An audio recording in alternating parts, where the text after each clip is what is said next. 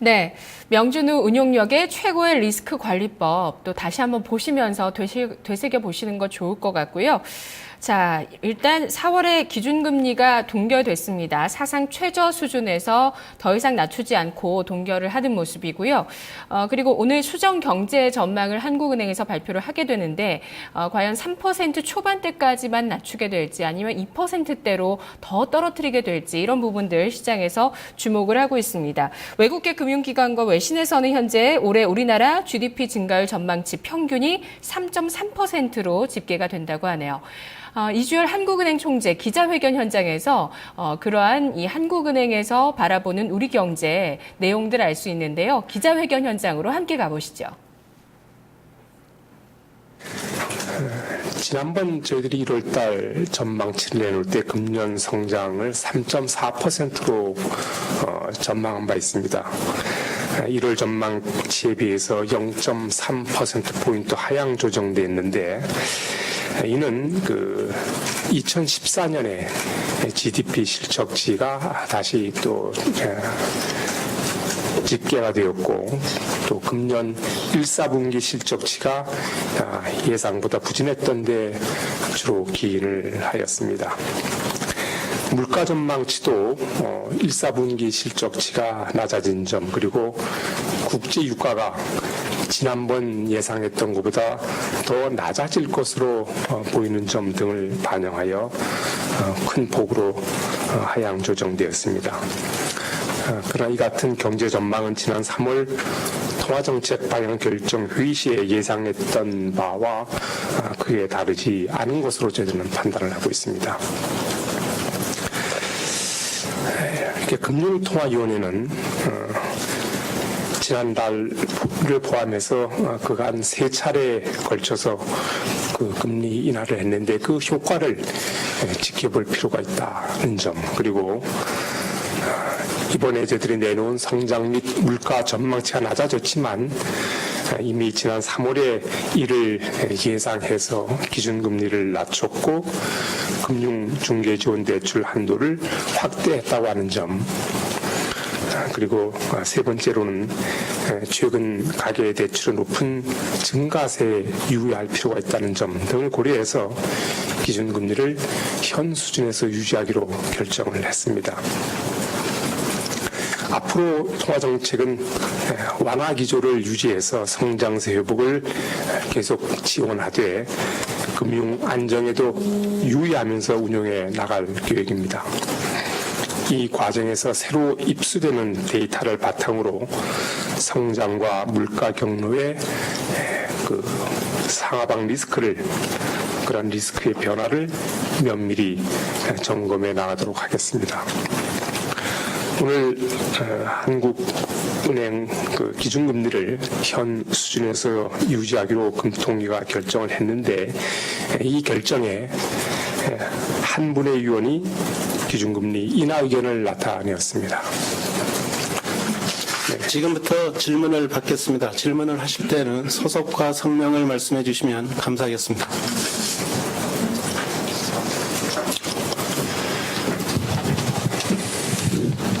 서울경제 이태규입니다. 현재 경제 지표들을 보면 상당히 혼란스러운 점이 많은데 그래서 기재부 쪽에서는 우리 경제가 완만하게 개선되는 모습이라고 평가를 한 반면에 KDI는 아직 성장세가 미약하다 이렇게 미묘한 차이를 보이고 있습니다. 그렇다면 한은에서는 현 경기를 종합적으로 어떻게 보고 있는지 그리고 앞으로 경로는 어떨 것인지 자세하게 짚어주셨으면 좋겠고요. 두 번째는 가계부채가 매월 신기록을 세우며 증가하고 있는데 여전히 금리를 결정할 때 성장이나 물가 등 거시경제 상황을 우선적으로 고려하겠다는 입장을 유지하고 있는지 말씀 부탁드립니다. 네, 기재부의 표현이나 KDI의 표현, 경제 현황을 보는 그런 시각은 저는 크게 차이가 없다고 봅니다. 저희들이 보기에도 지금 미흡하기는 하지만 회복세가 이어지고 있다고 저는 보고 있습니다. 그리고 앞으로도 저희들이 세 차례 걸쳐서 기준금리를 낮췄고 정부에서도 여러 가지 경기 회복을 위한 조치를 많이 취하고 있고, 또 이제 저유가가 지금 작년 하반기 이후에 저희들이 한 벌써 9개월, 10개월째 이어지고 있어서 그 저유가에 따른 그 소득 여건 개선 이런 걸 감안하면은 비록 완만하다 하더라도 개선 추세가 또 회복세가 계속 이어질 걸로 저는 그렇게 판단을 하고 있습니다. 저희들이 오후에 저희들이 경제 전망을 이제 발표하겠지만은 앞으로 저희들이 물론 작년 4, 4분기는 재정 여건 때문에 그렇고 1, 4분기가 비록 부진했지만 2, 4분기 이후는 소위 잠재 수준 그 정도의 회복세를 나타내지 않을까 이렇게 저희들은 내다보고 있습니다. 저희들이 가계부채에 불구하고 거시경제를 우선하느냐 말씀하셨는데, 통화정책은 기본적으로 거시경제정책입니다. 그렇기 때문에 성장과 물가 등 거시경제 여건을 우선적으로 볼 수밖에 없다. 그렇다고 해서 금융안정 쪽을 저희들이 도외시하거나 가볍게 보지는 않는다. 어떻게 보면 같이 다 금융안정 리스크, 거시경제 리스크를 다 같이 균형 있게 고려하지만은 아무래도 거시정책은 통화정책은 거시 여건을 조금 더 중점적으로 봐야 되지 않느냐 하는 그런 원론적인 제가 말씀드린 거였고, 금융안정 리스크에도 계속 유의하겠다 이렇게 말씀을 드립니다. 다음 질문 받겠습니다. 네, 저 여다인포엑스의 오준혁 기자입니다. 먼저 성장 올해 3.1%로 전망을 하셨는데, 이 전망치에 재정이 좀 어느 정도 반영이 된 건지, 재정이 부족할 가능성은 좀 어느 정도 반영이 된 건지 여쭤보고 싶고요. 그 다음에 금통위원님들 중에 계속 그 예정된 세출은 집행될 수 있게끔 재정 제도를 좀 바꿔야 한다라는 주장을 계속 하시는 분이 있는데요. 총재님 생각은 어떠신지 좀 여쭤보고 싶습니다. 그 다음에 이번 통방문에서 소비와 투자가 개선되는 모습이라고 적어놨는데요. 지난달에는 좀 구조적으로 소비가 제약되고 있다라고 판단을 했는데, 이게 좀 변화된 원인이 뭔지, 그리고 좀 소비나 투자가 추세적으로 좀 개선되고 있다고 보시는 건지 여쭤보고 싶고요. 마지막으로 오늘 N1 환율이 이제 910원 선을 깨고 내려섰는데, 이 부분에 대해서는 좀 총재님 어떻게 생각하시는지 여쭤보고 싶습니다. 지금 저희들이 세수 부족이 큰 규모로 났던 것이 2013년, 14년, 그러니까 2년 연속 큰 폭의 세수 부족이 발생해서 그것이 성장률을 낮추는 그런 이제 요인으로 작용을 했습니다.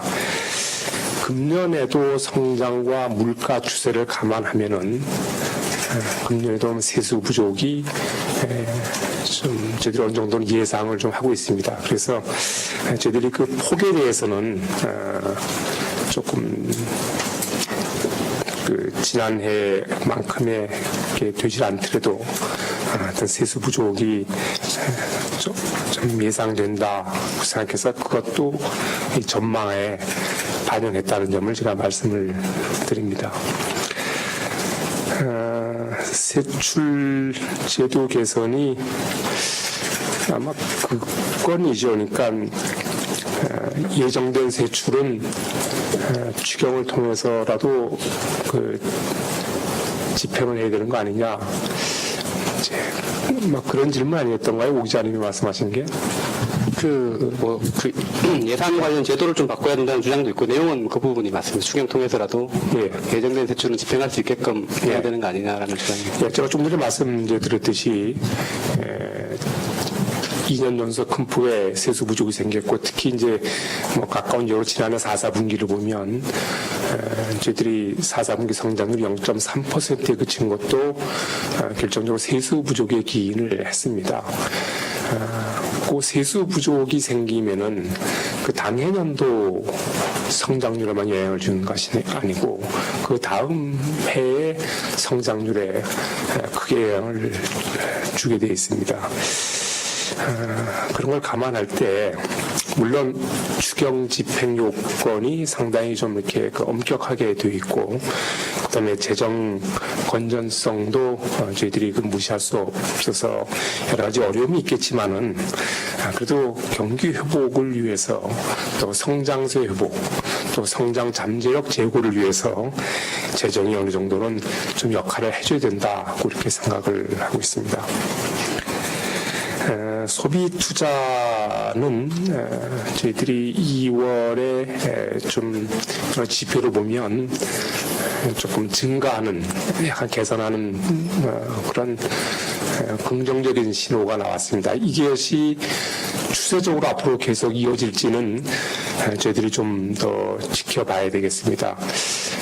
저희들은 아까 제가 좀 모두에도 말씀드렸듯이 그 저유가의 영향이라든가 또 그간의 어떤 완화적인 정책 이것이 소비에 조금씩 영향을 주고 있지 않을까 이렇게 조심스럽게 저희들은 좀 기대를 하고 있습니다. 원엔 환율이 이제 많이 그 사이에 계속 지금 하락을 해 왔는데 저희들도 원엔 환율을 주의 깊게 예의주시하겠다는 제가 그 말씀을 드립니다. 다음 질문 받겠습니다. 네, 한국경제신문 황정숙 기자입니다. 그 기획재정부 성장률 전망치 3.8%하고 한국은행 전망치 3.1%하고 격차가 상당히 큰 것 같습니다. 총재님께서 평소 강조하셨던 구조개혁 재정정책이 뒷받침돼야 성장이 가능하다는 메시지로 읽어도 될지 궁금하고요. 3%대 성장률 달성을 위해서 정부가 어떤 점을 서포트해야 될지 좀 필요성에 대해서 답변 부탁드리겠습니다. 그 정부안에는 3.8%는 지난해 12월에 아마 내놨을 겁니다. 그래서 전망 시점이 다르기 때문에 저희들이 내는 지금 숫자하고 정부 수치를 비교해서 논하는 것은 좀 맞지 않다고 보고요. 그다음에 이제 구조개혁 제가 말씀을 늘 드렸습니다. 저희들이 최근에 경기가 이렇게 좀 회복이 미흡한 것은 세계 경기 부진 같은 어떤 그런 경기 순환적 요인도 있지만은 구조적 요인이 워낙 크게 자리 잡고 있다. 그래서 구조 개혁이 어떤 정도 단기적인 완화 정책도 필요하지만 구조 개혁 정책이 배용되지 않으면 저희들이 어떤 지속적인 회복세를 기대하기 어렵다는 그런 제 지론에는 이제 변함이 없고요. 정부가 할 일이 뭐냐고 지금 말씀하셨는데. 경기 회복을 위해서 또 성장 잠재를 위해서 정부가 재정에서 좀 더 역할을 해줄 필요가 있겠다는 걸 바로 전에 말씀드렸고 정부에서도 구조개혁이 아주 중요하다는 걸 잘 알고 지금 열심히 추진 중에 있지 않습니까? 그래서 정부의 구조개혁 노력이 좀 더 결실을 빨리 맺었으면 좋겠다. 근데 사실상 정부만의 힘으로 되는 것이 아니기 때문에 이러한 구조개혁은 각 경제 주체, 그다음에 특히 정치권 이런 쪽에서 또 이런 구조개혁 노력에 적극적으로 이렇게 힘을 보태야 되지 않나 이렇게 생각을 하고 있습니다. 다음 질문 받겠습니다. 네, 안녕하세요. 저 블룸버그의 이지영 기자입니다. 기준금리를 많이 낮췄는데 그럼에도 불구하고 물가도 같이 낮아져서 실질금리 수준은 사실 작년에 비해서 그다지 많이 낮아지지가 않았는데요. 그럼에도 불구하고 현재 기준금리 수준이 여전히 경기 회복세를 지원하는 충분히 완화적인 수준이라고 생각하시는지 이게 하나 질문이고요. 두 번째는 또 방금 GDP랑 CPI 전망치를 많이 낮추셨는데 이 전망치에 하방 리스크가 여전히 있다고 보시는지고요. 마지막 질문은요. 저유가가 기대만큼 소비 회복세로 이어지지 않고 있는 것 같은데 그 원인은 무엇인지 궁금합니다. 감사합니다. 네, 이제 실질 금리를 산출할 때는 물가 상승률을 어떤 물가를 사용하느냐에 따라서 결과가 달라집니다. 근데 이제 그 실질금리를 저희들이 그 비교해 볼 때는 일시적인 어떤 공급 측 요인에 큰 영향을 받는 그런 소비자 물가보다는 기대 인플레이션율이라든가 그다음에 어떤 그 물가의 기초적 흐름을 나타내는 근원 인플레이션율을 쓰는 것이 그게 타당합니다. 그래서 저희들이 그냥 소비자 물가 상승률을 놓고 보면은 물론 그 실질금리 수준이 좀 높다고 볼 수는 있겠지만은 제가 말씀드렸다듯이 어떤 그 각 경제 주체가 경제 행위를 할 때는 지금의 물가보다는 앞으로의 물가를 예상한다는 점에서 이제 기대 인플레 또는 근원 인플레이션을 놓고 봐야 된다. 근데 그 기대 인플레이션율하고 또는 그 근원 인플레이션율을 사용해서 그 실질금리를 계산해 보면은 실질금리가 좀 상당폭 낮아진 게 사실입니다. 특히 저희들이 금리를 세 차례 내렸는데 그 내리기 전에 지난해 7월하고 최고하고 실질금리를 비교해 보면 실질금리가 낮아졌습니다. 그리고 또 어떤 민간의 소비와 투자와 관련해서는 어떤 그 의사결정에 정책금리가 영향을 주는 게 아니고 실제 예금금리와 대출금리가 영향을 줍니다. 그래서 또 예금금리와 대출금리를 이렇게 사용을 해서 또 실질금리를 구해보면 실질금리가 이렇게 좀 높지 않고 오히려 제로금리를 하고 있는 미국과 거의 같은 수준에 이렇게 가 있습니다. 그래서 지금 이제 실질금리로 볼 때도 현재 실질금리가 어떤 실물 경기를 충분히 뒷받침할 수 있는 수준이다. 저는 그렇게 보고 있습니다. 하방 리스크가 있느냐고 했는데 저희 전망치에 말이죠. 하방 리스크 있고 상방 리스크도 같이 있습니다. 그래서 저희들은 상하방 리스크가 균형되어 있는 그런 관점에서 저희들이 전망치를 내놨다 이렇게 말씀을 드립니다. 저유가가 소비에 미친 것이 크지 않다고 그러셨는데 저유가는 소비에 분명히 긍정적 요인으로 작용을 했을 겁니다. 그런데 소비가 부진한 이유는 그 저유가 외에 다른 요인이 많이 작용을 하는 거죠. 그러니까 아무래도 경기의 불확실성이 높다 보면 소비 심리가 좀 되살아나지 않을 수 있고, 그다음에 이제 고령화 진전에 따른 어떤 노후 대비라든가, 그리고 가계부채가 좀 늘어나서 상환 부담이 늘어나고 있는 것, 뭐 이런 구조적인 요인이 같이 더해져 갖고 소비로 나타난 거고, 그 저유가만 놓고 보면 저유가는 소비를 좀 이렇게 높이는 쪽으로 분명히 작용했을 걸로 저는 보고 있습니다. 다음 질문을 받겠습니다.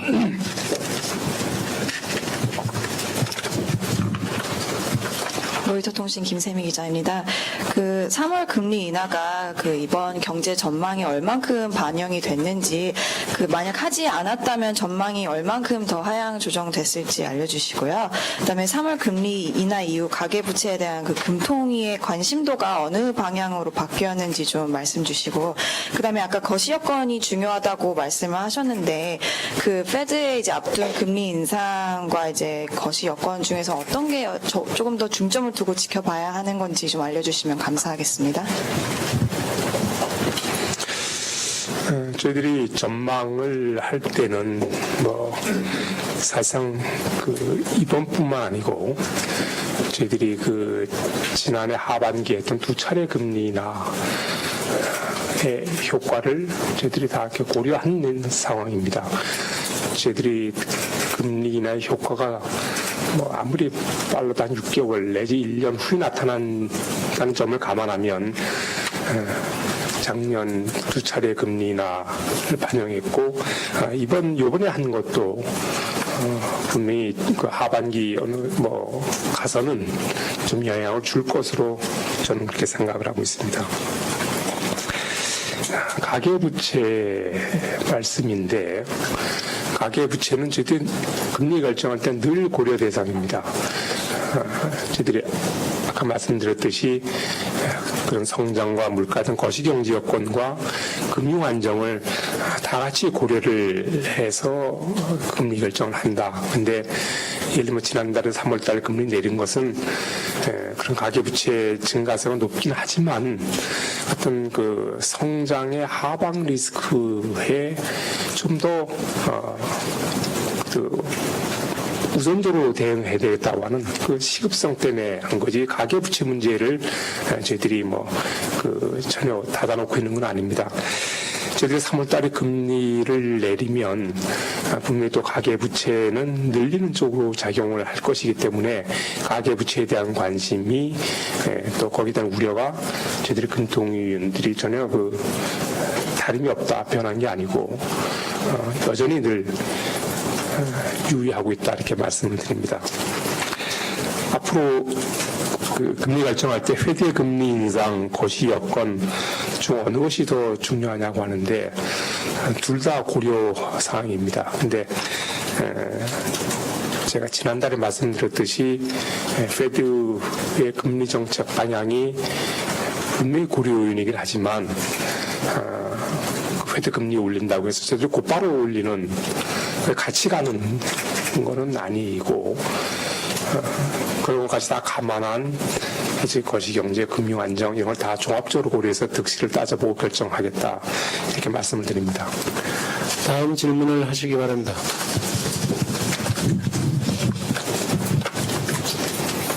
네, 안녕하세요. 뉴스프의 김남현입니다. 세 가지 질문 좀 드릴까 하는데요.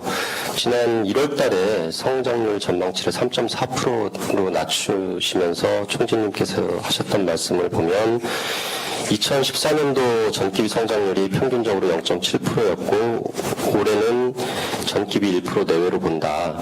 우리 경제의 잠재 수준과 부합하는 수준이다라고 생각한다라고 말씀하셨습니다.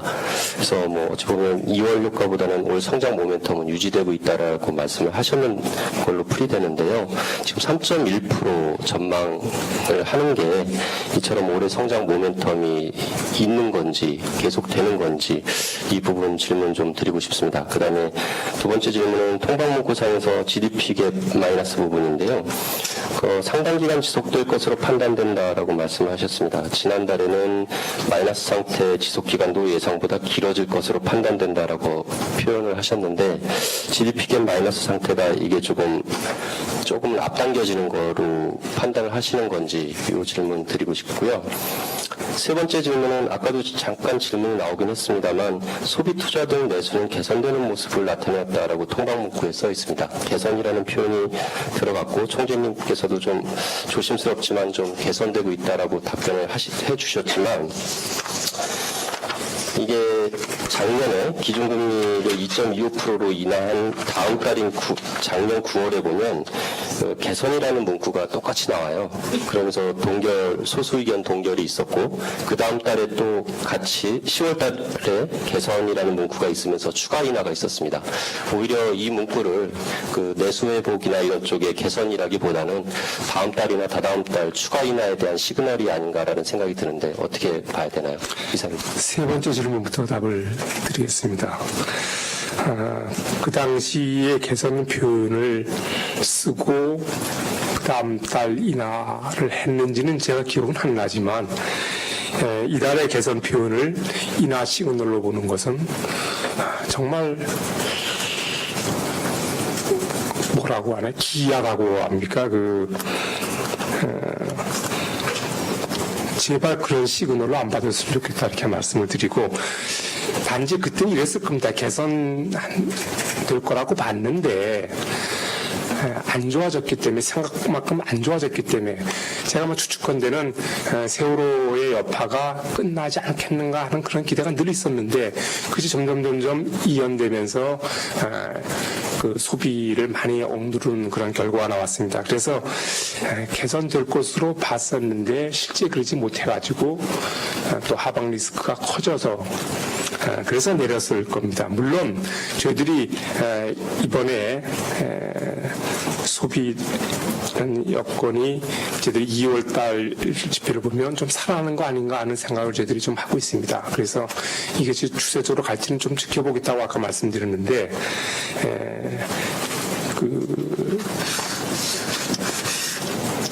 종합적으로 보면 하여튼 좀 뭐라고 할까요? 아까 김 기자가 여쭤보신 이게 인하의 시그널로 보는 것은 정말 논리적으로 봐도 저는 안 맞다 이렇게 생각이 됩니다.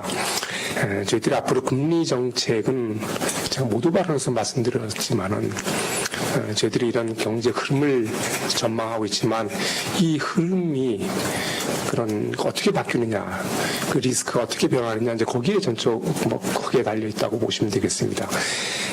미 연준에서도 정책 금리 방향을 얘기하면서 데이터 디펜던트라는 표현을 쓰지 않았습니까? 그래서 앞으로의 금리 정책 방안, 거시 경제 여건의 흐름에 크게 달려 있다 이렇게 보시면 되고, 지금 1번 질문은 오후에 아마 거기에 대한 해답을 아마 내놓을 겁니다. 저희들이 조사국장이 지금 바로 저희들이 김 기자가 말씀하신, 그리고 제가 아까 다른 기자분 답변에도 말씀드렸습니다만은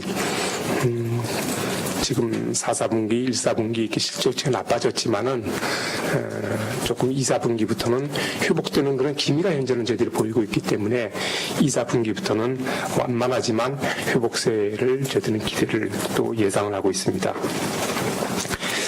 GDP 갭 마이너스 그거는 원론적으로 보면 성장률이 저희들 잠재 성장률 수준을 밑돈다고 한다면 GDP 갭의 그것이 조금 더 벌어지고 다른 조건이 다 동일하다고 한다면 갭의 해소 시기가 조금씩 이연되는 건 하나의 기본 이론이죠. 저희들이 잠재 성장률이 얼마냐고 하는 것은 또 다른 문제입니다만 잠재 성장률을 밑돈다고 한다면 GDP 갭의 크기는 좀 더 커진다. 그걸로 제가 답을 드리겠습니다. 네. 추가 질문하실 분이 계신 것 같은데 질문하시기 바랍니다. 네, 저 경향신문 이은주 기자입니다. 저 2가지 질문 드리려고 하는데요.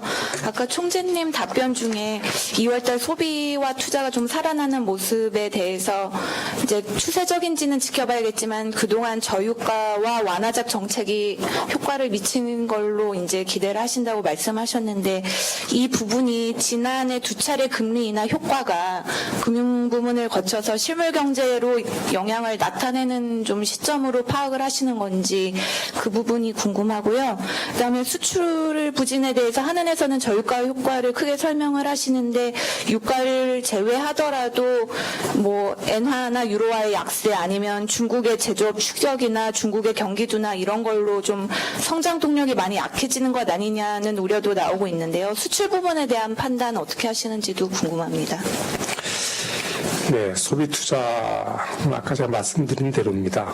저희들이 좀 최근에 좀 일종의 반등 기미가 추세적으로 갈지는 좀 지켜보지만 저희들이 조금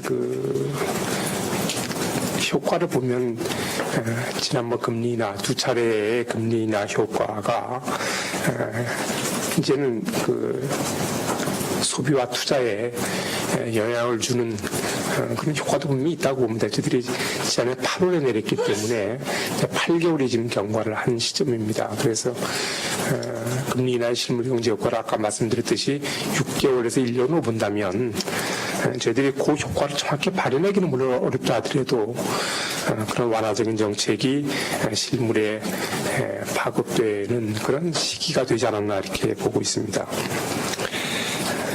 유가를 제외하더라도 이제 수출이 좀 부진하다.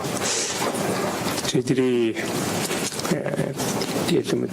최근에 수출을 보면 지금 금년 1사분기가 이제 전년 동기비 금액 기준으로는 많이 났습니다. 한 2%대. 근데 일부 소규류 업종, 그런 업종을 제외하고 보면 또한 2~3%대의 플러스입니다. 그래서 유가의 영향이 일단은 좀 크다 이렇게 말씀을 드리고, 그렇다 하더라도 수출은 저희들이 여러 가지 어려운 여건이 있는 건 사실입니다. 지금 원화가 좀 실질 시로 환율 기준으로 보면 뭐 기간을 어디로 잡느냐에 따라 다르지만 어떤 최근 들어 다른 나라의 통화에 비해서 우리가 달러에 대한 절하폭이 좀 작았기 때문에 상대적으로 우리의 환율이 좀 환율 면에서 저희들의 수출에 좀 불리한 영향을 주고 있는 건 사실입니다. 그리고 아까 말씀한 중국의 어떤 그 경제 성장세 둔화라든가 또 가공 무역, 중개 무역에 대한 중국 당국의 어떤 그 규제라고 할까요? 그런 여건을 감안하면 수출 여건이 상당히 이제 어려워 있는 건 사실입니다. 그렇지만 저희들이 또 어떤 또 다른 면에서의 또 경쟁력 같은 것도 있기 때문에 저희들이 어려운 여건이지만 그때 금년 수출인 그렇게 좀 비관적으로 보는 것은 아닙니다. 저희들이 오후에 다시 우리 조사국장이 수치와 설명을 드릴 겁니다.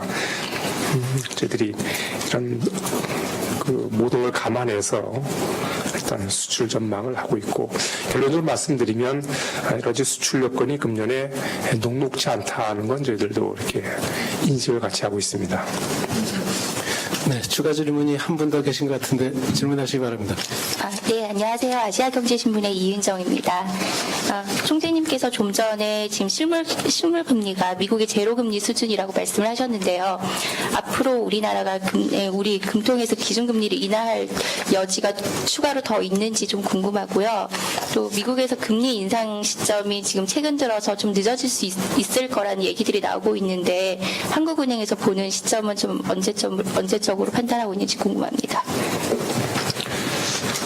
실질 금리 인하 여지가 우리 기준금리 인하 여지가 있느냐고 하는 그 질문에는 이걸로 답하겠습니다. 저희들이 앞으로의 통화정책 방향, 금리정책 방향은 저희들이 그 거시경제 흐름 거기에 어떤 그 여러 가지 사업형 리스크의 변화, 추이 이런 걸 보고 앞으로 통화 정책을 운영하겠다 이렇게 말씀을 드리고요. 페드의 인상 시점은 저희들도 이게 그 페드 내에서도 그 위원들끼리 의견이 엇갈리지 않습니까? 6월부터 하자는 분도 있고 내년까지 금년은 좀 곤란하고 내년에 가야 된다고 하는 의견이 그렇게 분분한 상황입니다. 페드 내에서도 이렇게 전혀 그 의견 일치를 보지 못하고 있는 상황인데 기본적으로 그 대외적으로 밝힌 것은 연준 의장이라든가 또 부의장이 공식적으로 밝힌 바에 의하면 두 가지 전제 조건을 내걸지 않았습니까? 그 고용 상황하고 이제 인플레이션인데 결국 데이터 디펜던트라는 말을 쓰거든요. 전적으로 앞으로 금리 인상을 금년 레이트 디스 이어에 하겠다 하는데 그 시점은 그런 경제 지표에 달려 있다. 이런 그 입장이니까 대의 인상 시점도 저희들이 그런 계속 발표는 경제 지표를 보고 판단해 나갈 수밖에 없다 이렇게 말씀을 드립니다. 더 이상 질문이 없으신 것 같습니다. 그럼 이상으로 기자간담회를 마치도록 하겠습니다. 감사합니다.